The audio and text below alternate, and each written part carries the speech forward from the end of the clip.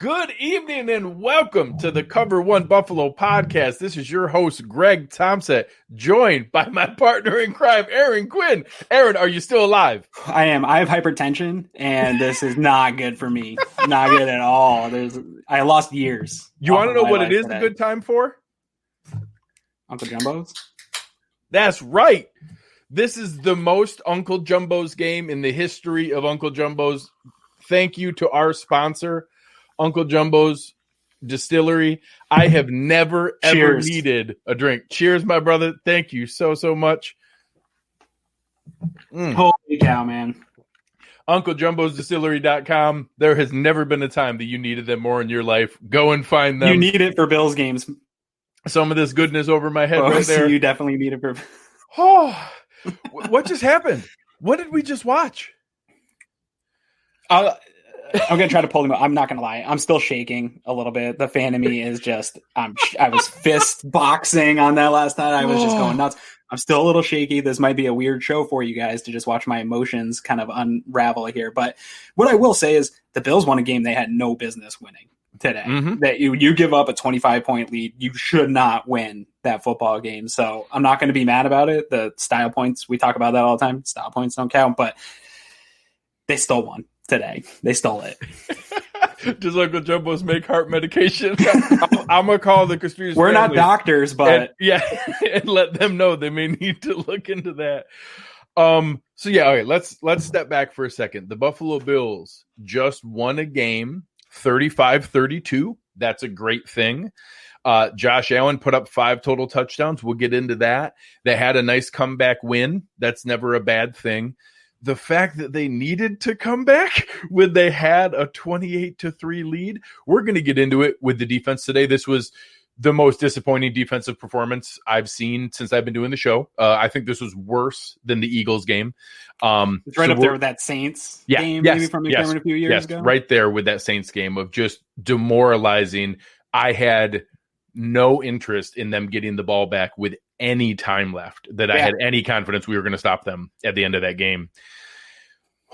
So stepping back a little bit, again, looking at this game, I know one of the things that you and I go to first is toxic differential, and it's a perfect match for this game. The Bills had all of it early on, and then big play after big play, turnover after turnover in the second half. We ended up having it at 7-6-ish?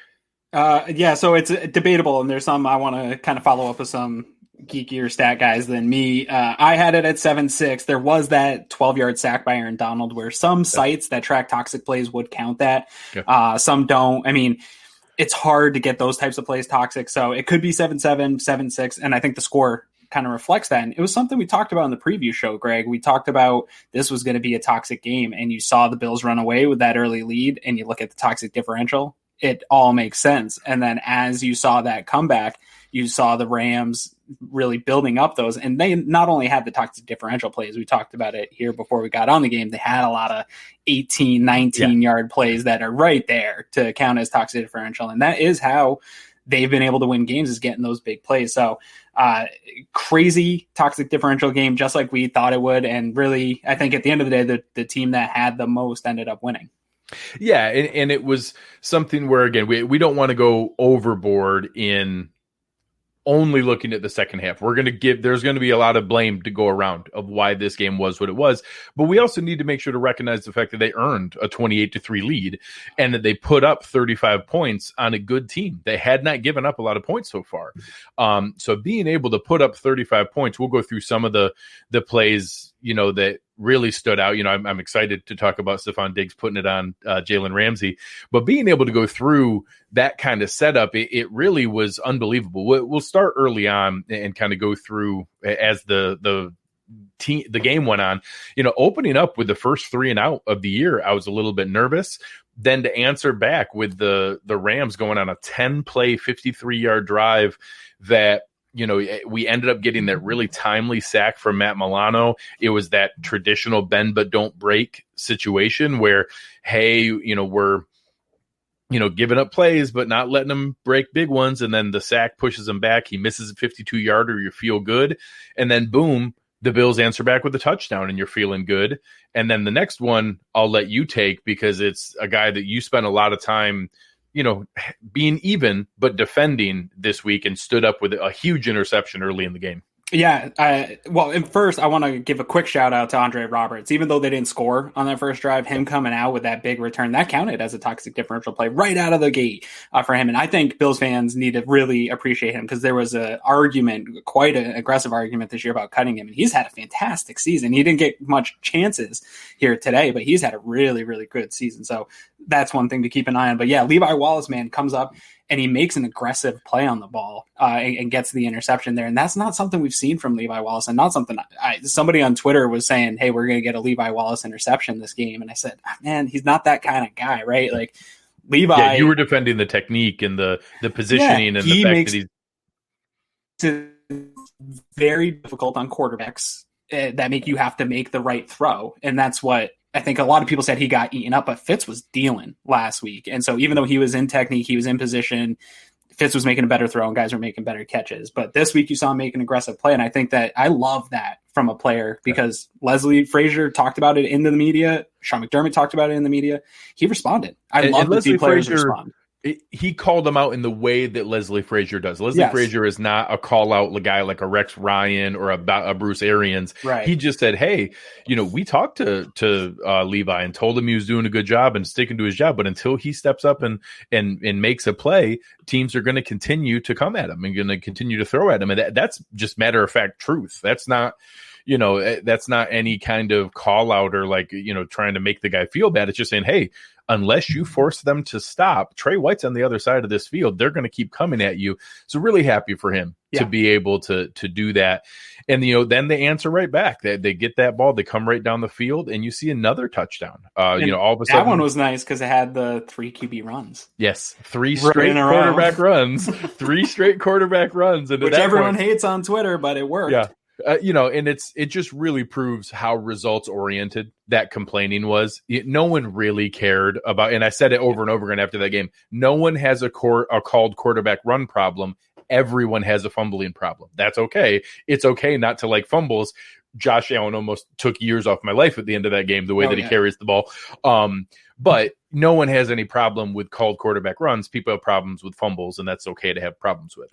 And Josh Allen's fumbling problem isn't a running problem, right? Like he is loose with the ball, in the pocket or, wherever he is. And I agree, but I think it also just really hits home that the weapon, when you weaponize Josh Allen, especially in the red zone, it's where he's had his biggest rushing success has been in the red zone. And he really is a real weapon there. And yes, they're not going to use it every week like they did that first week, but they're going to use it and they're going to pick their spots. And that was a great spot to do it because the Rams really couldn't do anything. They just moved it 3 plays in a row right in and got in the end zone. Josh, that was nice. We haven't seen a lot of the option play design from Brian Daboll. I thought that underrated storyline of this game is going to be, I think, at least in the first half, and I think he called the fine second half. There was just an execution problem. Brian Daboll was right there toe-to-toe with Sean McVay of calling a game, and that's very impressive. And I think Bills fans have to start getting ready for him to not be part of this organization in a year because it was another good offensive performance from this team overall. And then we go right in. They end the half. We have another, they did give up a field goal to the Rams, and they score again, coming back down the field. The TJ Yeldon drive there in the 2-minute drill. They had multiple runs and a nice catch to him. And you see Tyler Kroft get on the board. So now you have both a Tyler Kroft and a Lee Smith touchdown in the first half. Rams can't do much of anything at the end of the half, and it's 21-3. Everybody's feeling good. And even in the third quarter, I got caught up in the fact of, hey, I think we're over it. We shut them down, got them to go on a 4th down, got a great stop, and then answered back with another touchdown, coming right back at it. And this was the one I talked about earlier where Stephon Diggs scores on Jalen Ramsey, and that's it 28-3 with 8 minutes left in the third quarter. That is just a point in the game where that needs to be over right then and there. Yeah, and right there, I would like to apologize to all of Bills Mafia because I got super cocky and I made a GIF of Jalen Ramsey's face and Josh Allen throwing him out in the trash, and I tagged Jalen in it, and I was feeling good. I had people texting me like, "This Bills team's legit," and it just all kind of fell apart. from that point on. So I'm going to take personal responsibility because I got too cocky, and that's why the Bills dropped the 25-point lead. So you can bring it into my mentions. It's my fault. Oh, and from then on, we won't go through drive by drive, but it just started to slowly slip away. You saw the Rams answer with a touchdown. It was while everybody was in the glow of the 28-3. Nobody even really noticed.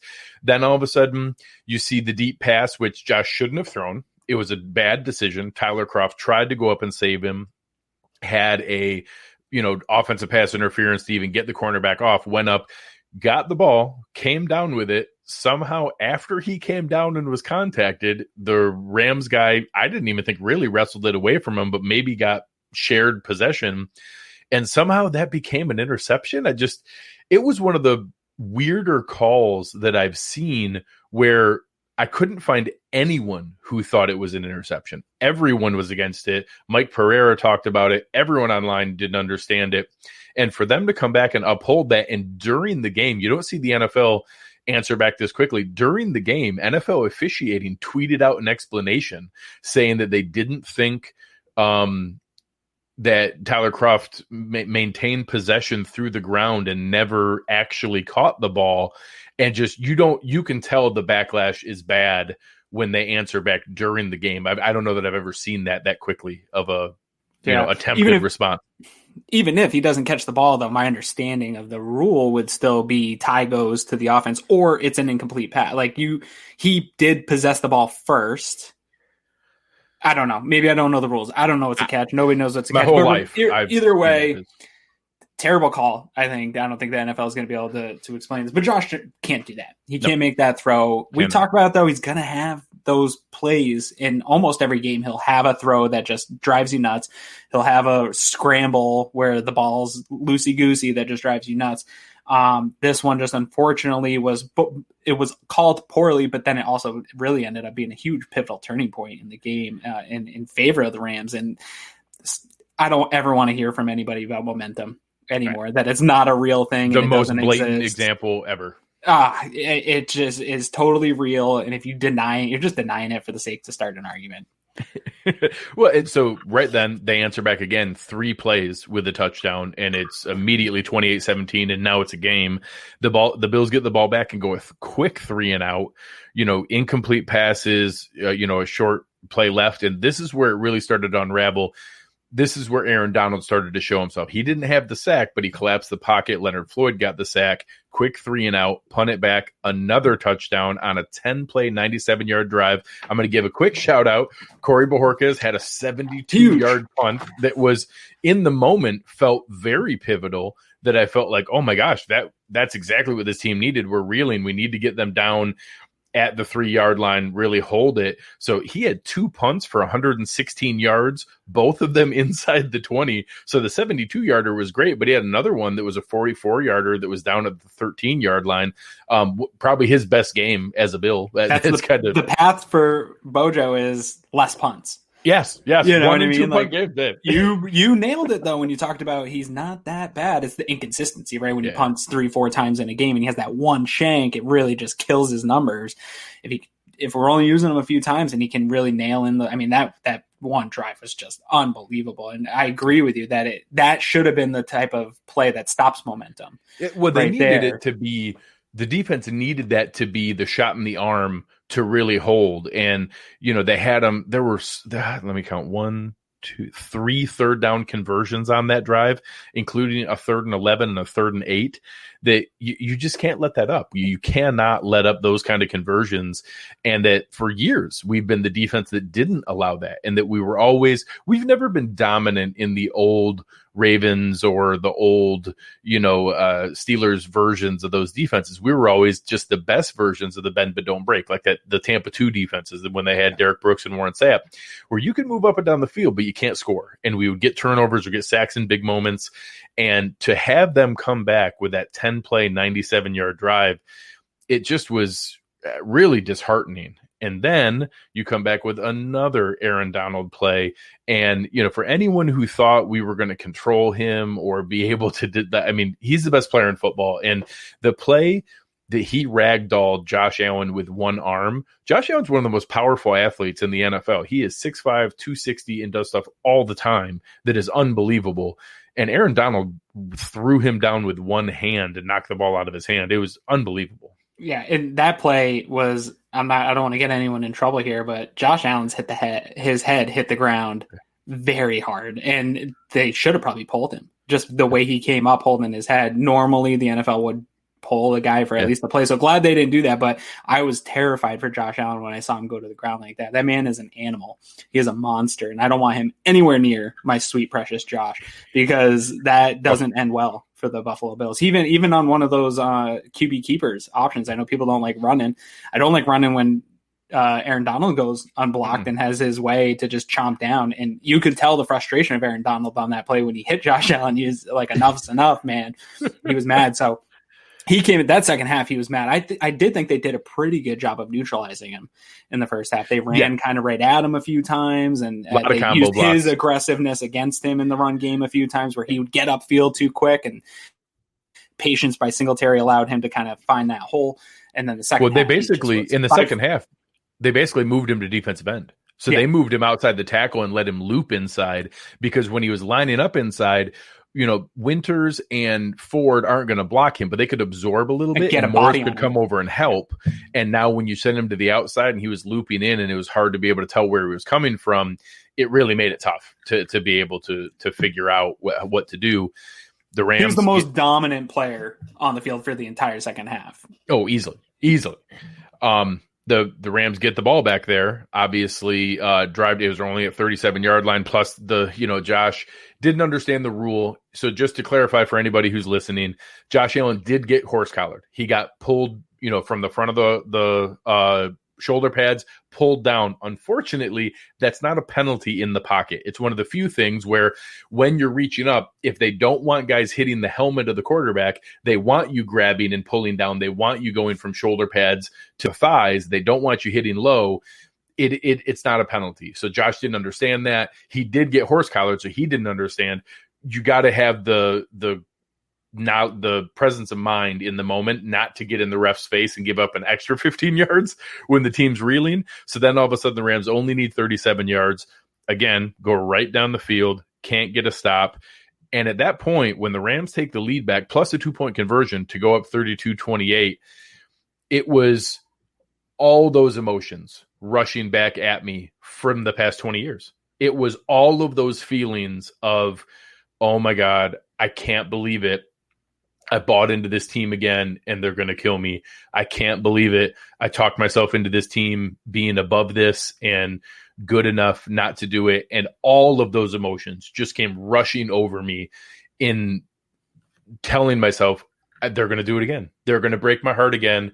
I totally bought in, and I made myself vulnerable, and they're going to rip my heart out in front of everybody. And I'm going to have to deal with, I live in a neighborhood of rabid football fans who all cautiously, poke fun, like, oh, hey, the Bills finally have a real game this week. We'll see if they're real. And I was like, oh my God, I'm gonna have to walk outside and deal with the fact that they just had a Falcons 28-3 meltdown. And I challenge anyone who was watching that game with me to say they didn't feel the same. No, everybody felt the same, because we've been beaten down for 20 years of those types of results. There's a word for it. It's Billsy. Yeah. It was feeling very Billsy in the end of that game. And my concern was then you're going to see all week long. You heard Eric and I talked offline a little bit about this and saying, I hope Josh plays well, because anytime you start to hear the rumblings of the media in early September, where the Bills come out a little bit hot, we've seen it probably 15 out of the 20 years. The Bills come out pretty good and look all right in September. And then you can hear a couple of guys in the media saying, hey, this is a different team. This is a good team. And they never live up to any sort of media hype. They always drop the ball a week after that. And so I think Bills fans are just prone to seeing that. And then you see a game like this gives you all the reason to have those feelings you had, man. I was right there with you. Like, my kid's bugging me to find one of his toys, and I'm like, not right now. Like, get away from me. I can't deal with this, right? I can't deal with anything.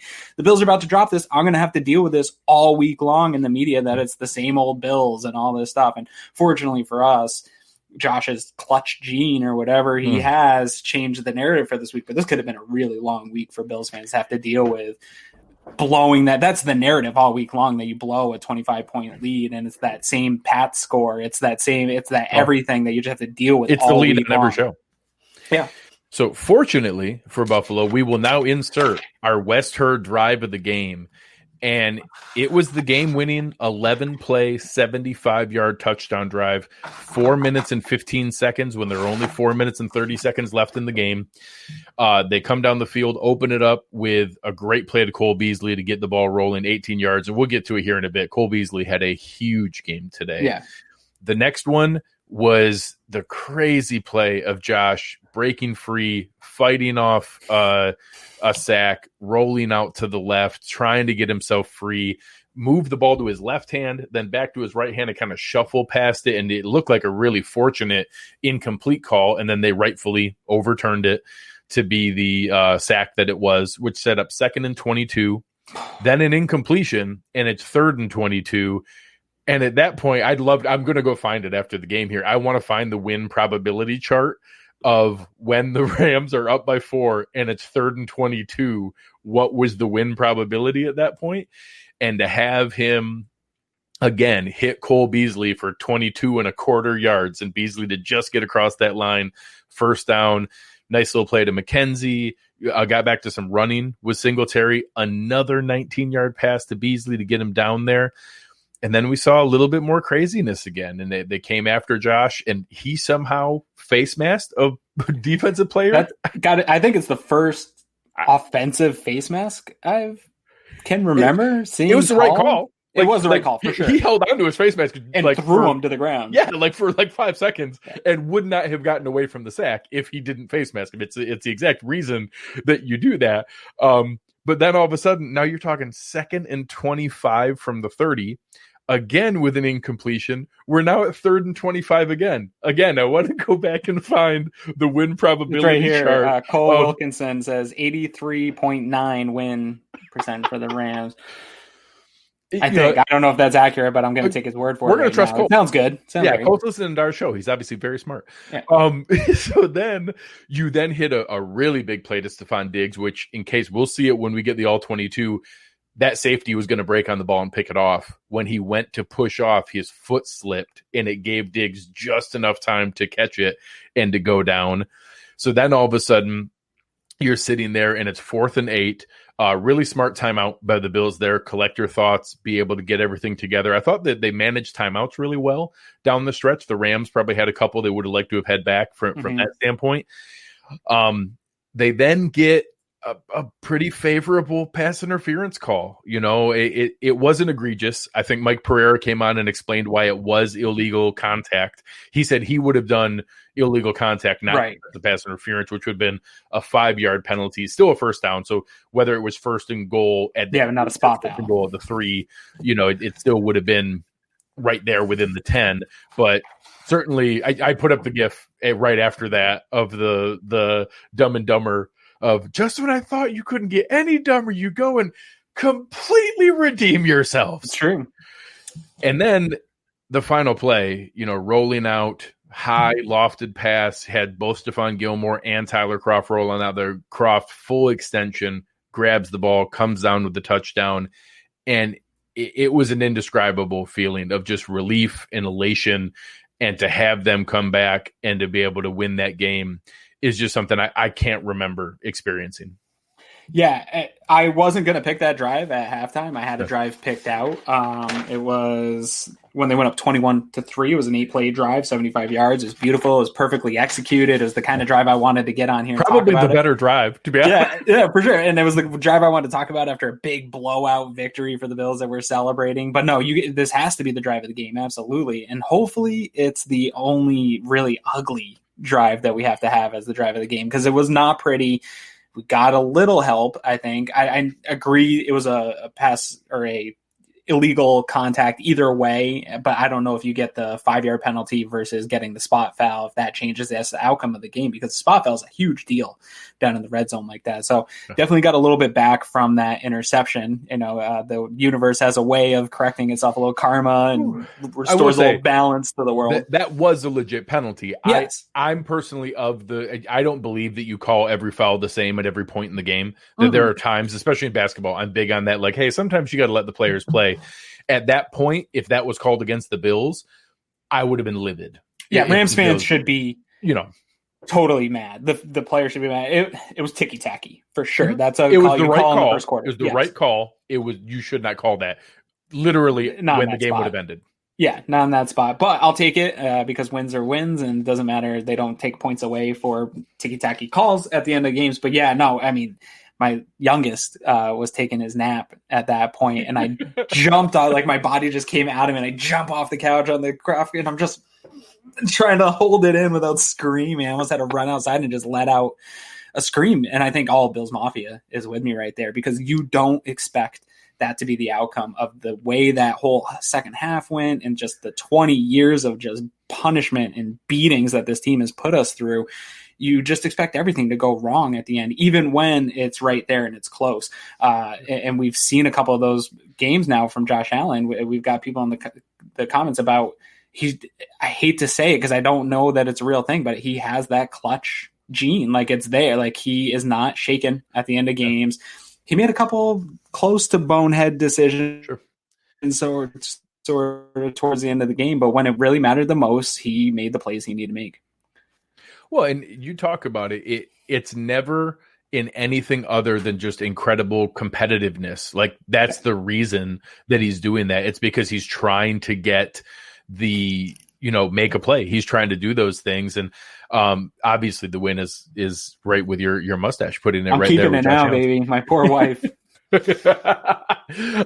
It's something where, we'll go into it. And I think that this is the right time to look, for what Josh did. Because I think he has to be the player spotlight for today, and being able to look at anybody else, he was the core of this game for the good and the bad. Let's start with the overall numbers. 24 of 33 for 311 yards and 4 touchdowns. Did have the 1 interception, which no one can make me acknowledge that wasn't an interception. Had 4 rushes for 8 yards and another touchdown. So a 5-touchdown game from Josh. Did have a lost fumble that was not on him. When you're getting ragdolled to the ground by Aaron Donald, that's holding onto the ball is not your number one priority in that moment. But 300, his third straight 311-yard game, his third straight game at above 68% completion percentage. This was actually his best at 72.7% completion percentage. And anything that he did that would frustrate fans, which he did plenty to frustrate fans, is always from a sense of incredible competitiveness, trying to make a play. One that fans were mad about, I actually liked. I've read a few things from an analytics standpoint that said one of the untapped elements of the game that we may see in the next 10 or 15 years is more laterals within the play. And on that play where he was running and he saw Isaiah McKenzie, and if anybody goes back and look, there wasn't a whole lot there in front of McKenzie, and he threw it too hard. But if he was able to more option pitch the ball to McKenzie, I think McKenzie might have scored on that play. And I like the idea that he had. It looks crazy, and it gets chalked up as, there goes crazy boneheaded Josh trying to make a play. No. I actually like that one. Yeah, I said it in the Slack channel. I loved actually that, because the worst case scenario is it's out of bounds. Yeah. Right? Like, okay, fine, out of bounds. But really, I think that was a little bit on Isaiah. He's got to keep his eyes on Josh and move with him, because Josh made that pump fake. He kind of said, like, hey, I might come to you with the ball, and then he just didn't keep moving down the field. But out of all people on the team, I think you get that in Isaiah's hands. He has that type of explosiveness to go from 0 to just 10 yards fast. Even if he doesn't end in a touchdown, that's still a positive play. So not a bad call by circling the wagons. If McKenzie scores there, it would have been too much time on the clock for the Rams. That's a great call. Yeah, it would have. But I agree. But at the same time, you're just trying to get. You don't know that you're going to score later on. You're just trying to score.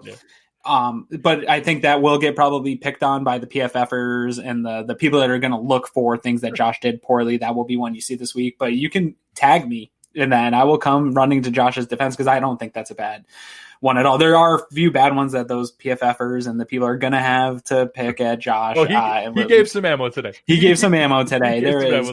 He gave us some ammo to defend him still at the end of the day. So it's going to be a long week for the Twitter battlers out there, but that play is not one of them. Yeah. So, stepping back in, I know when we talked about it pregame, really nice game from Devin Singletary. 13 carries for 71 yards and was consistently making guys miss. Another 4 catches for 50 yards, so 121 scrimmage yards for Devin Singletary. TJ Yeldon in very light work looked nice. They gave him that one drive at the end of the first half where they scored a touchdown, and he contributed with 3 positive plays. I thought the running game looked fine. So it's hard because I'm very big on not getting conservative, staying aggressive, wanting to keep that going. So I'm glad they didn't go conservative run style in the second half. But in hindsight, maybe I wish there was a little bit more of that in a couple of those 3-and-out drives that we would have tried to establish a little bit more. If anything, I think this shows Brian Daboll sees this as a passing team. We are a passing team. This was I think the most skewed that we had from a run pass differential, 33-21. This is a pretty heavy one towards the pass. And some of that is at the end having to play to catch up at the end of the game. You had to pass. But I think we talk about it all the time. I think they're going to lean that way a little bit more this year. And I'm comfortable. I know people want to see Devin Singletary get his 20 touches, but I'm comfortable in that 12 to 15 touch area for Devin Singletary. And I think that he was super productive with those touches today. And that doesn't count his catches, right? I'm just talking about his runs. They still got him the ball out of the backfield 4 times for 50 yards and 12.5 per catch. I mean, he does nice things that way too. So I like the production and I see it getting better every single week so far, no matter who the running back is. I saw Zach Moss having some improvement a week ago. You saw TJ Yeldon come in and very limited touches, do fine. He came in on that one drive and moved the ball, got a first down. So I see that improving, and that's really, I think Sean McDermott and both Brian Daboll believe that's the type of thing that you really need to have well-oiled and going late in the season, right? When you're getting into playoff football and some of these bigger games later in the year, you really need to make sure that's running well. But I like what I'm seeing out of the running game in limited amounts so far. Yeah, and it's something that I hope we find games where we can mix a little more of that in there and be able to, have some games where it really makes sense and they can take advantage of it. But again, they're doing what they're good at, and Josh Allen is being good, passing the ball. And today was, I think, one of the most encouraging from a depth of the receiving core standpoint. For anybody who's not aware, John Brown went out early with a calf injury. Obviously, we're hoping that's not too serious. So he did not return to the game after, I think, the first drive. You saw Gabe Davis step up with a nice game, 4 for 81. This was Cole Beasley's best game as a Buffalo Bill. 6 catches for 100 yards. Several clutch plays, 3 of them on that huge drive at the end. Didn't get into the end zone, but was the reason that we scored on 2 of those drives. Stephon Diggs with a really good 4 for 49 and a touchdown, considering he had 2 other touchdowns that got called back to be able to finally get there and have one count. And then 3 touchdowns from the tight ends, and Tyler Kroft and Lee Smith having 5 catches for 25 yards and 3 touchdowns did their job. Caught the targets that were thrown to them.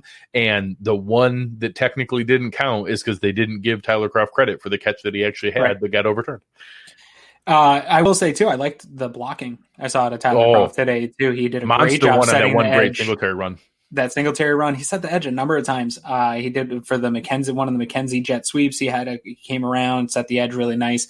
So I liked what I saw out of Tyler Kroft, and that's a really good thing because we hadn't seen him really much healthy a year ago. You don't know what concussions are going to do with Knox. No, he could be out a while. We've seen it happen to players before, where even if looks like a minor one, it just keeps him out. They just don't get going. But even if Knox comes back, I know fans are excited about him. I'm excited about the possibility of what I think Knox can be also. But there is huge consistency issues with Dawson Knox, and they're not going to let that go too long. If Kroft can show he can be a consistent person in both the blocking and catching part of being the tight end, they're going to roll with a guy that's able to produce when called upon. So Knox has to get back, and then he has to also show that he's consistent. But obviously the athleticism's there. you want to get excited for this guy. He has that potential to do it, but I don't know that he's arrived at any point yet. Yeah, Taylor DeGeorge with a great update. So the one touchdown we talked about was Stephon Diggs getting in on Ramsey, where it was actually pretty decent coverage. Other one, Lee Smith was Jalen Ramsey's man on the Lee Smith touchdown, and Josh just looked him off. He thought he caught Josh looking and was going to go for the interception. Josh came back to Lee Smith for the touchdown, so love to see that one. Yeah. Now shifting over, it is time for some people to take their medicine. I'm almost out of Uncle Jumbo's. Yeah, seriously. This defense today, there was a couple moments of pressure. I thought Vernon Butler flashed a couple times. AJ Epinesa chased him down for his one career sack. Matt Milano had one of the only legitimately good defensive plays of the game where he had that sack on third down that knocked them further into a longer field goal and was the reason that they missed. That field goal would have been good from 44. Levi Wallace had the interception, and that's about it. There just was nothing good the entire game. There was some good, right? I thought I saw Milano flashed a number of times in the screen game early on. I thought they did a good job there. Taron Johnson also had a number of flash plays in the screen game. The most frustrating player of the game, in that anytime he was coming forward, it was awesome. Right. Stuffing in the run, sniffing out screens. Anytime he was in coverage, it was terrible.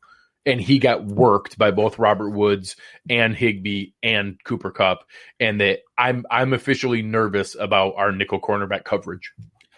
It's hard. I hate to sound like Sean McDermott. I want to take a look at the tape because I do think it was part lack of pass rush. Yeah, yes, a number of the plays. It's hard. There was one specifically to Kupp that stood out where probably had 4 seconds back there in a clean pocket, and that's just you're not going to guard Cooper. I don't know many. Even Trey White's going to struggle to keep his hands and guard Kupp for 4 seconds. So there's a number of stuff baked in. I'm not necessarily nervous yet. I think it ended up being just both scheme or both defensive line and DBs. You can never get both of them really lined up in the second half, where even the plays we did get pressure, somebody gave up coverage. So they just didn't have any opportunities. I think for me, the most frustrating part is seeing the run game, because that's really what set this run up for the Rams. I saw them still running when they were down big, and I was like, what? 32 carries for 167 and 2 touchdowns. Yeah, and I was like, what's Sean McVay doing here, man? They're down big, and he's still running, but that set up so much later on in the game, and it just, the Bills were just playing, they didn't know what was coming their way, because they play everything off the play actions built off the run, and you don't always have to establish the run to get the play action going. I know the analytical people will tell you that, but that is what Sean McVay did. Even when they were down, he was still establishing that run, and that's, for me, been the most frustrating thing about these Sean McDermott defenses is the gap integrity. And you saw, again, we'll have to look at the tape. You saw Tremaine Edmonds, who I love, a number of times just over pursuing some plays and just getting kind of lost and getting, stuck on blocks and things like that. So I want to take a look really at Tremaine Edmonds and even Matt Milano in the run game in the second half a little bit, because I felt like there was a number of times where both of them were over pursuing, but we won't know until we see the tape. But the defensive line didn't get the pressure we needed. A lot of things kind of baked into that second half. And also Sean McVay is super good at what he does. Well, if I asked you to bet a large sum of money right now, are you 100% certain Jerry Hughes played today? I mean, I saw him a number of times, but yeah, no, he definitely. I mean, the pressure wasn't there. My boy Trent didn't get much pressure. I think Ed Oliver's least impactful game. I think I counted once that I saw him make a play that I noticed. Yeah. Harrison Phillips' worst game that I've seen so far on the he one got moved game. Off the ball a ton. I started to watch him in the one drive. Every single snap, you saw his helmet come back and him go back a yard. And that if you're that run stuffing defensive tackle, for all the crap people give Star Lotulelei, he was great at holding the point, taking up space, and getting a step into the backfield. He didn't do much more than that. He didn't do a lot more than that, but you did not move him off the ball. Harrison Phillips was getting moved off the ball over and over again. And that one drive, they ran Darrell Henderson to Harrison Phillips' spot 3 straight plays. Yeah, and it was terrible. Yeah. And something, I mean, that's been a concern of some of the undersized interior linemen that the Bills have, and their historical inability to really stop the run. A crazy out of the box idea. I don't know if that it's insane to bring in Snacks Harrison for a workout. Like, I don't know that that's actually like I give people a hard time about some of the Madden additions people make. Oh, we should always trade for this guy or sign that guy. I don't know that it's crazy that maybe we should bring Damon Harrison in for a workout. I think maybe give it a little bit. Rams are very good, and they've really done a good job at establishing a good run game this year that's kind of gone not talked about because all the flashy plays are in the pass game, but they've really established themselves on the ground, and we're lucky we didn't see Cam Akers today additionally too. And that's probably something that opens up the game a lot more for them, but they have a nice stable of running backs, and they really stayed with it and attacked the Bills, and it's been the Achilles heel of this Bills defense. I don't know that any one player coming in changes some of the stuff and the problems that they have with it. But normally, you alluded to it earlier, normally this defense is so good at coming up with a play and doing the bend but don't break, but they were just able to keep at that and then mix in some of the play action. Robert Woods on those jet sweeps just had them pursuing. I know people got frustrated with that one play, like Trey's got to tackle that guy, man. Yeah. Out in space with Robert Woods, I don't care who you are, he wins that matchup 9 out of 10 times. Like, that is what he does. He's good in open field. He's been good at that since USC days. So Sean McVay is very smart at how he gets players the ball and where he gets them the ball. And that just, I think McDermott and Dable very much had the upper hand in the first half. I think Sean McVay came back in that second half and took the upper hand in play calling against both Sean McDermott and Leslie Frazier in that second half, and they just couldn't make the adjustments and get the players to execute at a high level and blew a 25-point lead. I just want to vomit every time I say it. It's so, I mean, I'm as big of a Sean McDermott apologist as exists. I've said multiple times, I think he is the single most valuable asset in the entire Pagula portfolio. He's the reason that they've turned this franchise around. He's the reason they've built the culture. He's the reason that they now have the right kind of players wanting to re-sign. I think he's a huge part of Trey White wanting to stay with this organization. All that said, the third quarter thing is a thing. Like, I don't know what it is. I don't know. You and I have been pretty adamant that we've seen more execution than play calling issues. I've pointed out multiple times how they stay aggressive with passing. They don't go conservative run pass kind of BS. It's still a thing. I don't know what it is. I don't know what they need to do, what he needs to shake up, if it's needing to change up the halftime thing, even if symbolically, just to show the team that, hey, we're doing something different, guys. Whatever we're doing isn't working. We need to change it up here. Let's shake it up. Let's try this. Whatever that is, I don't get what it is, but we cannot go on the run that I think this team's capable of if they're going to consistently get out adjusted every halftime and have the other team execute better, play better, whatever it might be. They cannot continue to lose the third quarter. Today's obviously a dramatic example. They haven't all been like this, but they've been sluggish every third quarter this year, and that was a trend going back to last year. Well, I did feel like they were about to buck the trend. They came out in the third quarter. They got the huge 4th and 4 stop right out, which I thought, I know it's the right analytical call for McVay to go for it there, but I was like, man, the way the defense was playing, I wouldn't make that call. And then they come down, Diggs gets that, and they go up 28-3. So I thought at that point, I'm like, okay, we've kind of overcome that stigma and that it's not real, right? Like, they executed, and all we needed them to do. Yeah, all we need him to do is execute. So I don't even know if it's coming out sluggish. I don't know what it is. I don't know what it, but you're right. There's a thing behind it. There's something going behind it where third quarter is just a terrible time to be a Bills fan, no matter what the score is. Apparently, even if it's 28-3, it doesn't matter because they blew that up. So it's going to be interesting. It's going to be some tough film grinding for our boy Eric to check out that third quarter and kind of what went down. But I think we're going to get some honest answers, and I think there's going to be some really tough. We talk about this a lot on the show. There's going to be a lot of tough film to watch with Sean McDermott this week. If you're a Buffalo Bills player, it's not going to be pretty to sit there in the film room even after a W.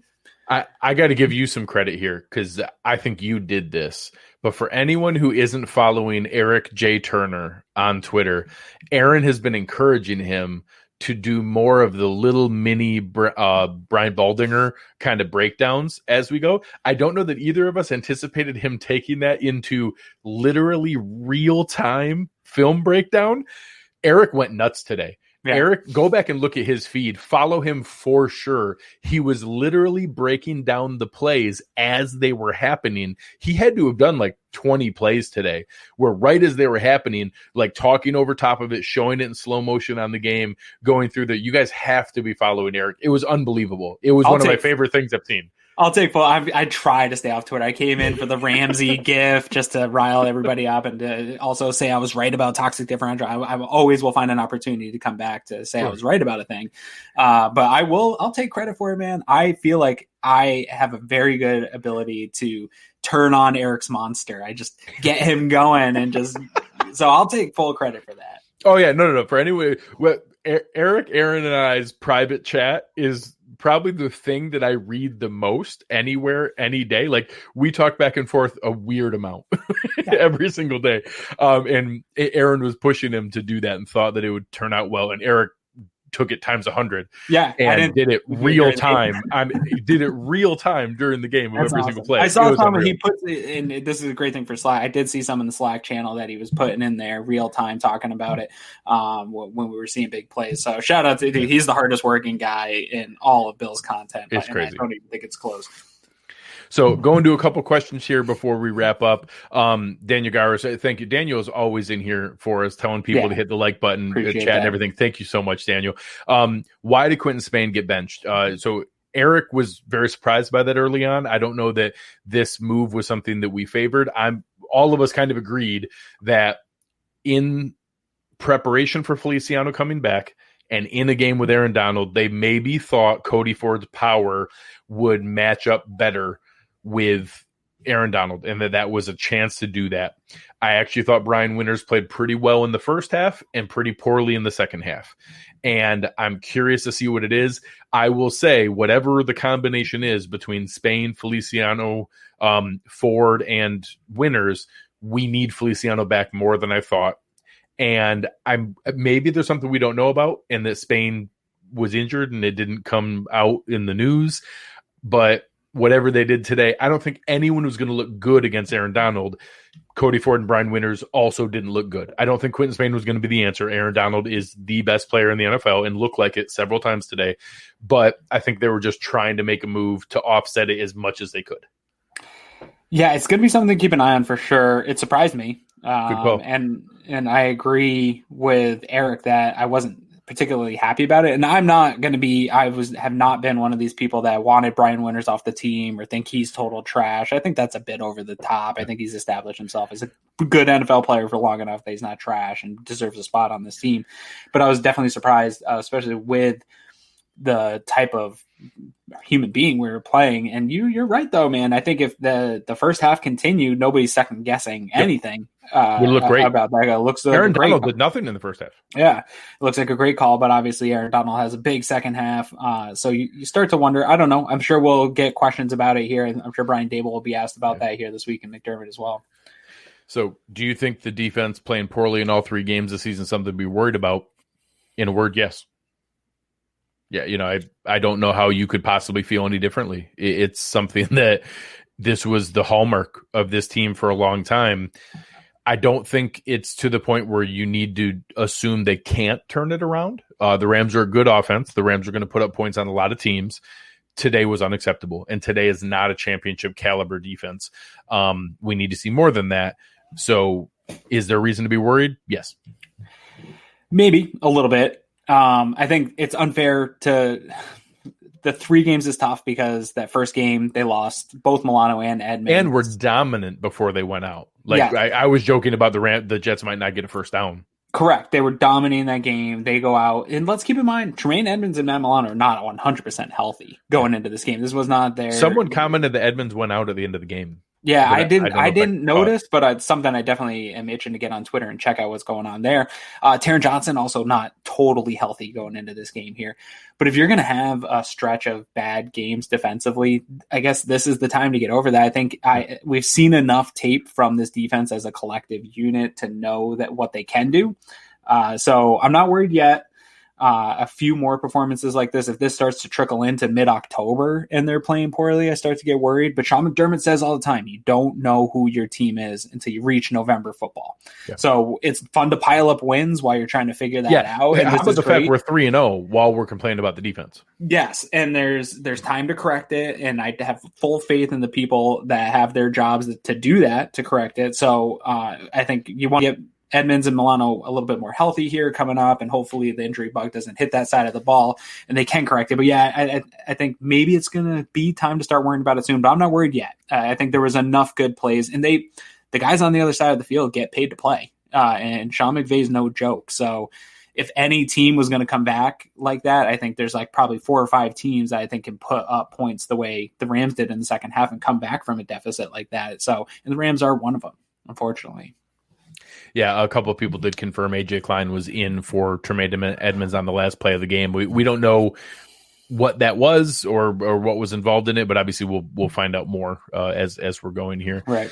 And a couple of people brought up some questions here about the what have you done for me lately, and there was a good question as well about some of the defenses last year that you can't deny there was a stretch there where the Bills played Eli Manning in his last game, Darnold in his last game, Mariota instead of Tannehill, Duck Hodges instead of Roethlisberger. So you can't help. Like, that's not the Bills' fault. So they can't help who's on their schedule and that they play the team that's coming up there. But yes, did that maybe give us a little bit of false hope that maybe they weren't the second best defense in the NFL and were just pretty good and also played a really favorable schedule? It's possible. I don't think it's that simple. And in the NFL, Aaron says it all the time. This isn't college. There's no poll. There's no voting. Nobody decides who's there. You either win or you lose. They're 3-0 right now. It doesn't matter how good their defense is. But at some point, that certainly seems like it could come up. Yeah, and the stats on 3-0 teams and their chance to make the playoffs is it's hugely in favor of the Bills right now. So they have. I think there's enough time in this year to get that right. I do think we've seen enough performances against really pretty good teams of this Bills defense to think that they can get it right. And we know that the players on this team are good enough to do that. So I think they've got some time to right the ship on the defensive side of the ball. I'm not super worried yet. Like I said, it's a really weird 3-game sample on the defensive side of the ball, having missed Milano and Edmonds for a game and a half. And now they come back, made a few flash plays from Milano, but still not fully healthy. I think the line, these guys are getting to know each other. They're playing with each other for the first 3 games here too. You've seen some flashes, some nice things for especially Mario Addison. I like the way he's played. So I think some of the stuff's going to take a little bit of time, and then we're going to get Josh Norman back here at some point. You'd hope. So I think let's take a look here. Possibly this week. Yeah, mid-October. I think whoever asked that question, come back mid-October, and if it's still looking kind of like this, I don't know. But we don't need, if the offense continues at the pace that they've played, this doesn't need to be a top 5 defense, right? If we fall back to being a top 10, top 15 defense, you can win a lot of games as long as the offense continues to play like this. The problem has been for the Bills, the defense has had to carry them. And now we've seen 2 games in a row where the offense had to carry this team, and kind of long overdue. But I think building up some of that confidence in the offense is not a bad thing either. Yeah, and there's a couple different things in some of the games going on around there today. The Titans squeaked out a close win. The Raiders got embarrassed by the Patriots, just got their pants pulled down. So, feeling a little bit different about that game coming in next week with the Raiders looking so terrible. It's a week-to-week league, man. Yeah, it's all in matchups. Aaron TK here asking, is Josh Norman eligible to return next week? Yes, that's a right word. Technically on Monday, he is eligible to return. If he practices this last week, that looked good. If he practices, they have 21 days to activate him from the first day of practice. They don't have to practice him at all year. They could wait and start week 13, and then they'd have 21 days from there. So the 21 days starts the first day of practices. Like Aaron said, with seeing him on the bike last week and hearing it was ramping up, I am expecting him to practice. I don't know if that means that he plays the first week he practices. I could easily see them giving him a week of practice, a break, and then a second week of practice. But I do expect him to be back here. I'm going to say by week 5. I expect to see Josh Norman.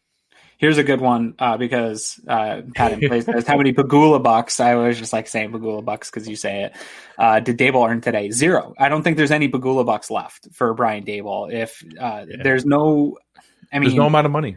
there's no amount of money that's going to prevent him from taking a head coaching job. It's what all these coaches in the world want. And then when they have the opportunity, they're going to go take it, and their agent's going to take it for them.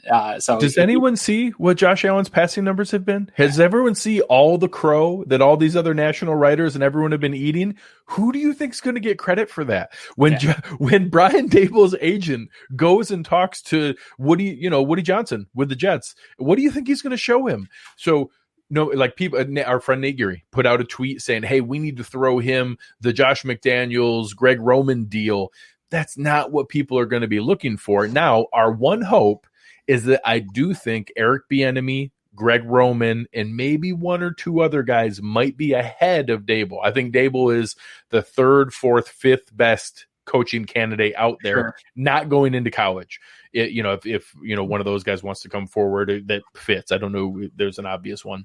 So I don't think he's the number one. I think Eric Bieniemy's number one. I think Greg Roman's number two. I think Dable's the third best head coaching candidate. Our best chance is that we don't see a lot of turnover. There isn't a job, and then there's some weird decision, and that Dable's then the number one guy the next year. But I will say this, and I've unequivocally said it from the beginning: Brian Dable is not turning down a head coaching job offer, full stop. It doesn't matter. Every new head coach makes $5, $6, $7, $8 million a year. He's going to get paid a ton of money. You're not going to ask the Pagulas to pay him $12 million a year and more than McDermott to stay as the coordinator. If he gets offered a head coaching job, he's taking it, full stop. Yeah, and that's what I mean by there's no bucks left. If there's an offer on the table, doesn't matter the team. Nope. These guys get very limited opportunities. Look at Leslie Frazier. He's a great coach. He had a very small window to be a head coach in this league, and he hasn't had a chance to get back in. You see some retreads where they get multiple opportunities, but that doesn't happen very often, and that's the ultimate goal for every single one of these guys. So if Dable gets the opportunity, hopefully it's not with New York Jets, because I wish him anywhere else. And so Dusty even saying here, I don't know that Roman or Dable are going to be successful head coaches because I don't know what makes a successful head coach. There have been so many good coordinators that just never pan out. Really smart offensive minds, really smart defensive minds. The culture building piece of Brian Flores and Sean McDermott, and even some of the things, that what Kyle Shanahan's put together. It's not just his play calling on the field. Some of the things of how they build those things, you don't know the exact leadership abilities. I don't know that about Greg Roman, Eric Bieniemy, or Brian Dable. I think they're the three guys who are going to get that chance because in today's NFL, offense wins. Yeah, and a lot of the success of a head coach is based on the relationship. This is the problem we've seen in the Bills for years. I did a timeline when they hired Brandon Beane and Sean McDermott. I went back of all the coaching hires and the GM hires and the overlap and the bad relationships. A lot of that success that we're seeing right now in Buffalo is the symbiotic relationship between Sean McDermott and Brandon Beane. So if you don't have that, it doesn't matter how good of a coach you are. We've seen that happen before too, where great minds who have had success other places come in and the relationship just isn't there. The guy's not getting the pieces. So a lot goes into a successful head coach, but that doesn't mean you can't predict that. The guys that are good coordinators are going to get those jobs or line up for those jobs. Yeah. So today was an awesome day in the chat. Again, you guys are fantastic, Aaron, and I really appreciate all the support. If you enjoy this, please go give us a rating, give us a review, give us a like on whatever you're listening to us on. It really does matter. Tell a friend, tell a neighbor, tell somebody in the store or the grocery line, whatever it is. Tell somebody else about the show. We really, really do appreciate it. Aaron, where can the people find you now that you've returned your way to social media? Down here, you can find me at Aaron Quinn 716. And it's true to tell people, my mail guy stopped by the other day and said, "Go Bills." And I was like, "Hey man, if you like the Bills, listen to Cover One Buffalo podcast." And he pointed out, he's like, "Oh yeah, I love those guys." I was like, "Hey, that's me, man. I'm the guy you love." So shout out to my mailman. If you're listening to this, you're the man. It does help to tell everyone you can if you really want to help support. That's one of the best ways, and then reviews and stuff. So for anyone who didn't see the announcement, some new shows are going to be starting up this week. The Hoof podcast is now on Cover One. You guys are going to love Disguised Coverage. Really good show. You guys have been listening to Cover One Buffalo. We've got big thank you to Uncle Jumbo's. Big thank you to West Her. Make sure you're checking us out here. You've been listening to Cover One Buffalo, and we are out.